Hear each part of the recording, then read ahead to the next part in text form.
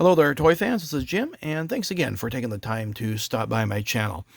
Well, yes, this isn't a Star Wars video, but if you're a Star Wars fan, I hope you'll stick around for a little bit and maybe learn a little bit about slotless racing and might find an interest in it. Who knows?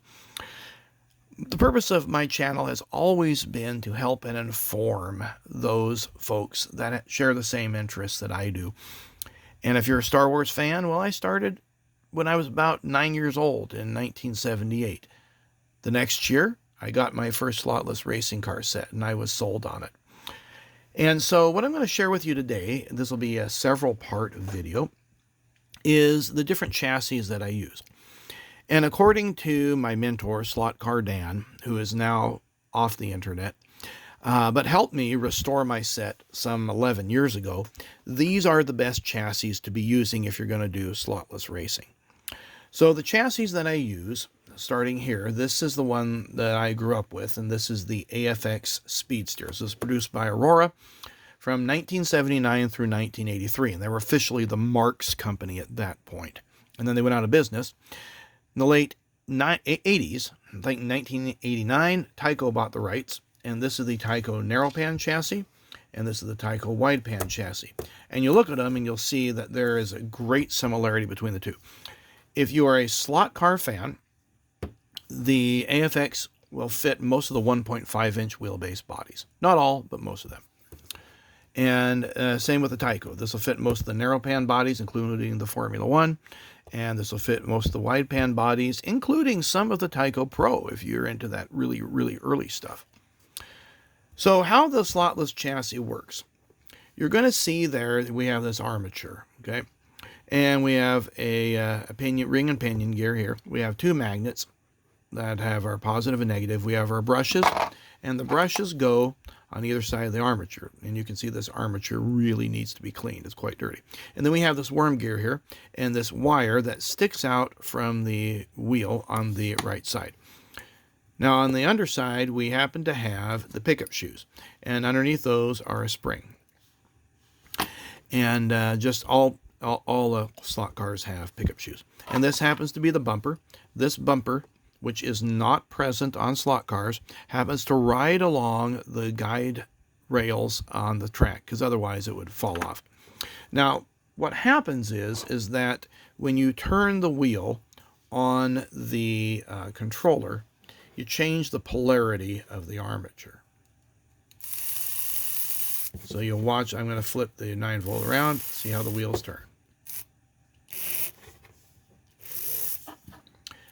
Now, you'll want to, if you use these, you want to make sure that the pin is centered right in the middle of this worm gear. So, meaning that it's hitting both the aft and the fore part of that worm gear. If it goes beyond or below, then you got a problem. And this wire cannot be bent. If it's bent, it's pretty much toast. Now, I'll show you a disassembly process in the next video.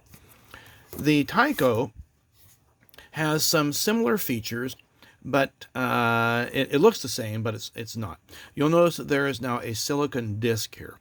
And so this silicon disc rides along the drive, well, this is called the drag link here. There's a little ridge in the drag link that you can't see, but that little ridge is essentially the same thing as that pin there. And so it'll change the polarity of this, just like the Speedster.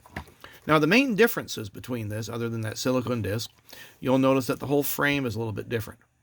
Okay, these have a little bit of boosts, height boost, so that way if you have a body, it'll stay off that. This does not. And that was primarily so it could fit with the Formula 1 racers. You have a different brush holders there, entirely different. The magnets sit up a little bit taller. You'll notice that the magnet clip is a little bit narrower on that. The pickup shoes are more or less the same shape, except that these are made out of copper, which is a little more durable and conducts electricity better, and these are made out of brass.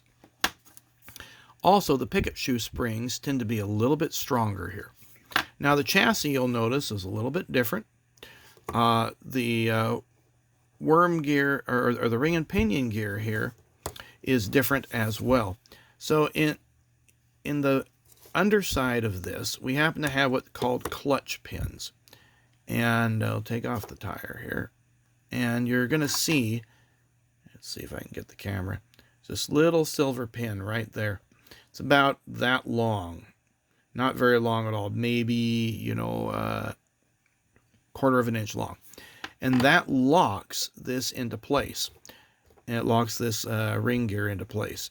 And so that way, when you are changing the polarity of it, it locks in one side and then shifts in and locks in the other side. So that's basically what those clutch pins do. The axles on the AFX are better in that they are splined, and so they will stay onto the wheel hubs much better. These are smooth, and these hubs tend to crack a lot, and then once that cracks, you're kind of toast. In the same way that this worm gear, it just slips onto this. It's just a press fit. There's no spline on that whatsoever. But those don't tend to really get loose. But these axles, that's a big problem.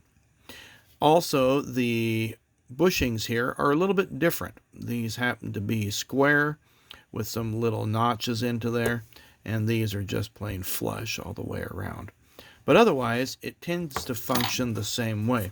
Now, the bumpers are much wider. So look at the wide pan chassis, and you'll see there that the bumper is significantly wider. So, and that was the difference between the Tyco track and the AFX track. However, the pickup shoes basically fall in the same place. So what does a guy do if you want to run a Tyco track on an AFX track? Well, you clip the perimeter of the bumper there. Or if you want to run an AFX car on a Tyco track, then you have to add spacers on the side of the track in order to make it work.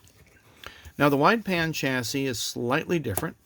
You'll notice that there is this clip that can be removed,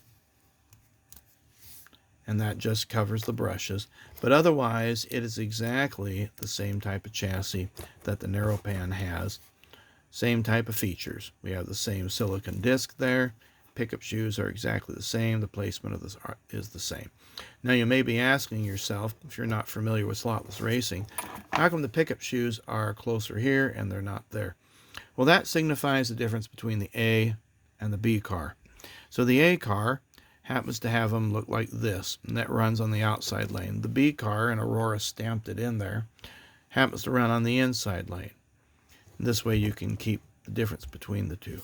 Well, I hope you found that educational. Part 2, I will do a disassembly and let you see how these things go back together.